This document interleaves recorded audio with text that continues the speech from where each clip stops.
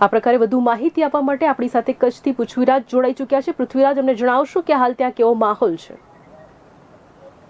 જી ચોક્કસથી કહી શકાય કે સુર અને સંતોની જે ભૂમિ છે જે કચ્છ છે, અને કચ્છને ખાસ કરીને રામનો અલગ નાતો છે, કારણ કે કઈક કાર સેવકો અહીંયા કચ્છથી પણ જે રામલલાના આ જે આજના ભવ્ય છે ત્યારે ગયા હતા, ત્યારે કાર સેવકો આપણી સાથે છે અને જે આ ક્ષણના સાક્ષીઓ છે, કારણ કે સૌથી વધારે જેને ખુશી હશે આજે જે કાર સેવકો જેના અથાર્થ પ્રયત્નોથી જે આજે આપણે આ જે ભવ્ય મંદિર જોઈ શકીએ છીએ એ આપણી સાથે છે.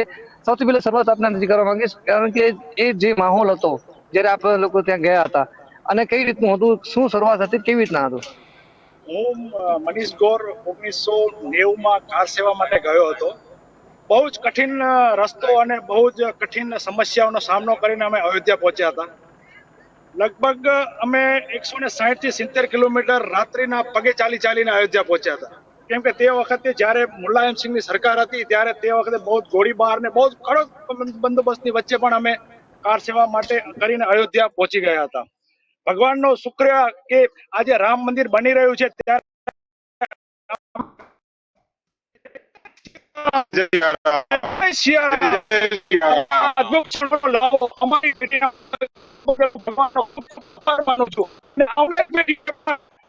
ઉત્તરોત્તર પ્રગતિ થાય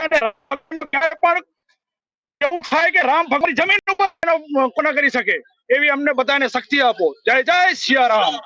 ખાસ કરીને એક વાત કરું તો જયારે તમે ગયા હતા એની એક નિશાની પણ છે, તમે બતાવવા માંગશો? હું તમને જણાવું કે આ જે દુપટ્ટો તમે જોઈ રહ્યા છો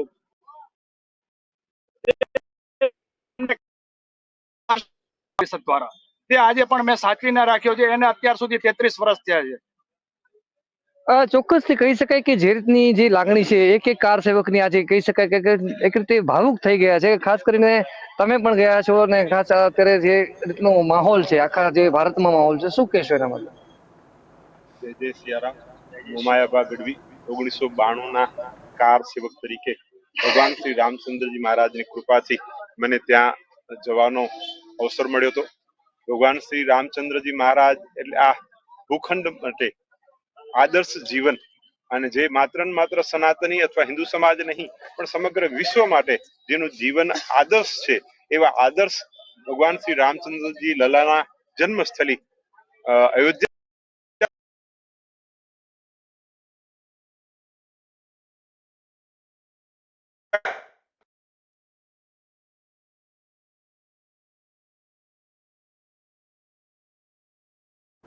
આ પ્રકારે કહી શકાય કે જે ક્ષણની આતુરતાપૂર્વક ભારત સહિત વિશ્વભરમાં રાહ જોવામાં આવી હતી તેને લઈને અયોધ્યામાં તૈયારી શરૂ કરી દેવામાં આવી છે. અયોધ્યામાં રામલલ્લાના પ્રાણ પ્રતિષ્ઠા માટે તૈયાર છે, જ્યારે સમગ્ર નવનિર્મિત મંદિરને ફૂલોથી શણગારવામાં આવ્યું છે. અયોધ્યામાં પણ કડક સુરક્ષા અને વ્યવસ્થા કરવામાં આવી છે, જ્યારે દરેક ખૂણેથી સુરક્ષા દળોને તૈનાત કરી દેવામાં આવ્યા છે. અયોધ્યામાં માત્ર 13,000 સુરક્ષા કર્મચારીઓ જ તૈનાત નથી, પરંતુ એન્ટ્રી ડ્રોન ટેકનોલોજી અને આર્ટિફિશિયલ ઇન્ટેલિજન્સ AI સાથે 10,000 CCTV કેમેરાની પણ મદદ લેવામાં આવી રહી છે. આમ રામલલ્લાની મંદિરની નજીક નેશનલ ડિઝાસ્ટર રિસ્પોન્સ અને ફોર્સનો કેમ્પ પણ બનાવવામાં આવ્યો છે. મહત્વનું છે કે રણદીપ હુડા, સની દેઓલ પણ ત્યાં હાજર રહેશે. દિવસ અમને કહેવા નથી કે કાર સેવકો અહીંયાથી નીકળ્યા છે, પણ દિવસ અમને આરામ કરાવે અને રાત્રે પછી એમ કરીને અમે ત્યાં અયોધ્યા 6 ડિસેમ્બર 1992 ની આજુબાજુમાં, એટલે એનાથી પહેલા અમે પહોંચી ગયા. અને પછી જે યાતનાઓ ભોગી એમાં માત્ર ને માત્ર ત્યાં જવાનો આનંદ તો હતો, પરંતુ પ્રભુ જે 500 વર્ષનું આપણા ઉપર એક કલંક હતું, જે એ કલંક દૂર કરવાનો સેવકોને મળ્યો. અને 6 ડિસેમ્બર 1992 ના તમે બધાએ જોયું છે કે બાબર વખતનો આપણા ઉપરનો જે કલંક હતો સનાતની પરમ સમાજ ઉપર, એ ઢાંચો તૂટ્યો અને ભગવાન શ્રી રામચંદ્ર મહારાજની ચેતના અને એમના આશીર્વાદ આ પરમ કૃપાળુએ આ 90 અને 92 ના જે કાર સેવકો હતા એના પર ઉતર્યા અને એ કલંક હતો આપણાથી દૂર થયો. ત્યારે ખૂબ રાજીપો હતો, પણ સાથે સાથે એક દુઃખ પણ હતું કે 1990 અને 92 કેટલા પરિવારોના સ્વજનો અહીંયાથી ગયા ત્યારે એમના ઉપર જે યાતના ભોગવામાં અને ભૂખા રાખવામાં આવ્યા, એને 10-10, 12-12 દિવસ સુધી જેલમાં મૂકવામાં આવ્યા. અને ત્યાં સુધી એક ઉદાહરણ આપું, બાકી તો ઘણા બધા ઉદાહરણો હોઈ શકે, પણ 92 ના કાર સેવામાં કોઠારી બંધુએ શહીદી આપી. એક ભાઈએ જયારે અયોધ્યા ચડતા હતા ત્યારે બિલકુલ બાબરી મસ્જિદ ઉપર ધાંચો તોડવા માટે ત્યારે એને ગોળીએ વિંધાણા અને નીચે પડ્યો એટલે બીજા એમ કીધું કે હવે તારાથી જવાય નહીં, કારણ કે એના માટે કોને ગોળીએ વિંધાય છે ને કદાચ એના પ્રાણો પણ નીકળી જશે. ત્યારે એમણે કીધું જય જય શ્રી રામ, મારા ભાઈ ગયા છે, એના સાથે સાથે હું પણ જઈશ. અને કોઠારી બધું એ ભાઈએ બીજાએ પણ આહુતિ આપી. એ રીતે માત્ર ને માત્ર ખાલી સંઘર્ષ માટે નહીં, પરંતુ અમારો રામલલા ફરીથી રામમાં પોતાના જન્મસ્થળી ઉપર બિરાજમાન થાય એવા હજારો લાખો ક્રાંતિકારીઓએ જયારે આહુતિ આપી છે, ત્યારે 500 વર્ષ પછી ફરીથી દિવાળી આવે. દર વર્ષે રામલલાની આપણે દિવાળી ઉજવીએ છીએ, પરંતુ આ દિવાળી એટલે 500 વર્ષ પછીની દિવાળી એટલે વધુ વધુ જો રાજીપો હશે, વધુ વધુ ખુશીઓ હશે. કેટલાક અમારા જેવા જે છે એ લોકો નથી, એની ચેતના રાજી થતી હશે. અને જેને જેને પરિવારો છે એમને પણ ખૂબ ખૂબ શુભકામના પાઠવી કે ભલે અમારા સ્વજનો અમારા વાસે જઈ રહ્યા, પણ રામલલા અયોધ્યામાં બિરાજમાન થઈ રહ્યા છે અને એનું સિંહાસન ઉપર બિરાજમાન થઈ રહ્યા છે. એનો રાજીપો, ખૂબ ખૂબ શુભકામનાઓ. અને એ જે પીડા હતી, આજે મને એવું લાગે છે કે પીડા અમને દૂર થઈ છે અને રામલલાની પુનઃ પ્રાણ પ્રતિષ્ઠા થઈ રહ્યા છે. ત્યારે રામલલાનું આદર્શ જીવન આ સમગ્ર ભૂભાગ માટે પથદર્શક બની રહેશે. માત્ર હિન્દુ સમાજ માટે નહીં, પણ સમગ્ર વિશ્વ માટે પથદર્શક બની રહે એવું કોઈ જીવન ચરિત્ર હોય આ ભૂભાગમાં તો શ્રી રામચંદ્રજી મહારાજ છે. ને અમે ત્યારે સૂત્ર કર્યું છે કે રામલલા હમ આએંગે, મંદિર વહીં બનાએંગે છે. ખૂબ સમગ્ર દેશવાસીઓને ખૂબ ખૂબ રાજીપો અને એમને ખૂબ ખૂબ શુભકામનાઓ. ભારત માતા કી જય. જે ચોક્કસ કહી શકાય કાર સેવકોનું જે સૂત્ર હતું એ અર્થાત થયું છે. અને ખાસ અત્યારે દરેક કાર સેવકોની જે કહી શકાય કે જે મનોકામના હતી એ જે પૂર્ણ થતી એવું દેખાઈ રહ્યું છે. જી બિલકુલ પૃથ્વીરાજ, તમને જણાવશો કે કચ્છમાં લોકો કેવા પ્રકારે આજના દિવસને ઉજવવાના છે? જે ચોક્કસથી કહી શકાય છે કાર સેવકો છે, કારણ કે સૌથી વધારે ખુશી એ વ્યક્તિઓને હોઈ શકે કે જે લોકો અહીંયા જે મહેસૂસ કર્યું છે. આજે ખાસ અત્યારે આપણી સાથે એક કાર સેવક હાજર છે. આજનો દિવસ તમારા માટે તો એક દિવાળી કહી શકાય, જે કહી શકાય. આપ ખુદ ત્યાં હાજર હતા અને આપણે એક લડાઈ લડી છે. આજનો દિવસ આપ કઈ રીતે ઉજવવાના છે? ધામધૂમથી ઉજવવાના છે.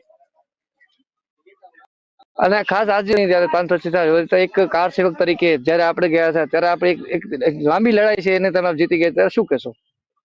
જય શ્રી રામ. ચોક્કસ કહી શકાય કે અત્યારે કાર સેવકોમાં એક ભાવુકતા પણ છે. અને ખાસ કરીને અત્યારે જે ગાંધીધામ ખાતે અત્યારે જેટલા કાર સેવકો છે હાજર છે એમનો પણ સન્માન રાખવાનો છે આપણી સાથે છે. શું કહેશો આજે એક જેને કહી શકાય અદ્ભુત પ્રતિષ્ઠા થવા જઈ રહી છે? મારું નામ રાજેશ ઠક્કર છે. હું પણ કાર સેવામાં મોમાયાભાઈ અને અમારા આનંદભાઈ, અર્ગુનભાઈ બધાને યાદ કરું તો ખરેખર આ ક્ષણ જે આવી છે, આપણે રામ મંદિર આજે જે પુનઃ પ્રાણ પ્રતિષ્ઠા થવા જઈ રહી છે, એ ખરેખર આપણા માટે દિલ અમારું ખરેખર આમ દ્રવી ઉઠે છે કે આટલા વર્ષોના સંઘર્ષ પછી બહુ સરસ આવો પ્રસંગ આવ્યો છે. ખરેખર આ દિવાળી આપણા સનાતન હિન્દુ ધર્મ માટે ખરેખર બધાએ બહુ જોશથી અને બહુ પ્રેમથી ઉજવવા જેવી છે. અને જે હું મારા સંસ્મરણો તાજા કરું તો ત્યારે અમે અલ્હાબાદમાં યાદ હશે મોમાયાભાઈ ને કે અમે રોકાણા હતા 4-5 દિવસ. અમે પોતે રસોઈ બનાવીને એવી રીતે અમે જાણે ગર્ભગૃહમાં આમ જાણે છુપાઈને રહ્યા હતા, કારણ કે ત્યાંની જે સરકાર હતી એ બધા કાર સેવકોને મારતી હતી, બધી ત્યાં ગોળીબાર પણ થયા હતા. પણ અમે કોઈ પણ રીતે ત્યાં હિંમત હાર્યા નતા અને અમારો એક સંકલ્પ હતો જે આજે મને લાગે છે કે પૂરો થઈ ગયો છે. ખરેખર અમને બધાને ગૌરવ લેવાની એક ક્ષણ આપી છે કે આ મંદિર હમ વહીં બનાએંગે. જય સિયા રામ. જે ચોક્કસ કહી શકાય 500 વર્ષનો જે કાર્યકાળ જેને કહી શકાય 500 વર્ષનો વનવાસ પૂરો થયો છે. અને ખાસ કરીને કાર સેવકોની તરીકે કહેશો, શું કહેશો, કેવી ભાવના? એટલું લાંબુ તો હું તમને નહીં કહી શકું. પેલા જય સિયારામ, તમારો મોમાઈભાઈ, રાજેશભાઈ, એમની જે ઉંમર હતી અમે ગયા ત્યારે ઘરે ફોટો આપીને ગયા હતા. ભાઈ બધું યાદ આવે. એ મોમાઈભાઈ ને અમે ઘરે ફોટા આપીને ગયા હતા, કારણ કે આજે મોબાઈલ નો જમાનો છે, આજે ફોટા મળે છે. એ વખતે ફોટા નતા, આપણા પાસપોર્ટ સાઈઝ ના ફોટા ઘરે કે અમે ના પાછા આવીએ ને તો આ ફોટાને મોટું કરાવી હાર બાર ચડાવવા તમને કામ થશે.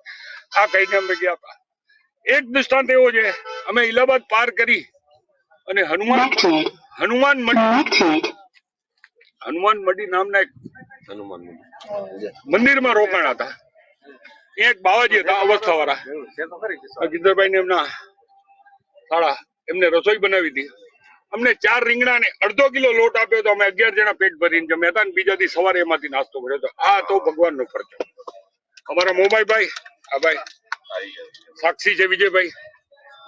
એટલે ભગવાન અમારી સાથે હતો પણ સરકાર અમારી સાથે નથી એવો. અને જે સીન અમે જોયા છે, નદીઓમાં લાશો તરતી જોઈ છે, અમારી સામે ગોલીઓ ચાલતા જોઈ છે. એટલે ઈ કઈ યુદ્ધથી ઓછું નતું. બીજું હવે ઘણું બધું બધી ચોક્કસથી ઘણા બધા સ્મરણો છે આપને ધ્યાનમાં આવતા હશે, પરંતુ અત્યારે ખાસ કરીને અત્યારે આપની જે યુદ્ધ હતું, લડાઈ હતી, એને આજે આપણે જીતી ગયા છીએ. અને આજે રામલલ્લાનો મંદિરમાં જ્યારે પાટોત્સવ જ્યારે થઈ રહ્યો છે, ત્યારે ખાસ કરીને કાર સેવકો તરીકે શું અત્યારે કેટલી ખુશીનો કોઈ માપ નથી, માપદંડ નથી. ખુશી એટલી છે કે વર્ણવી શકાય એવું નથી.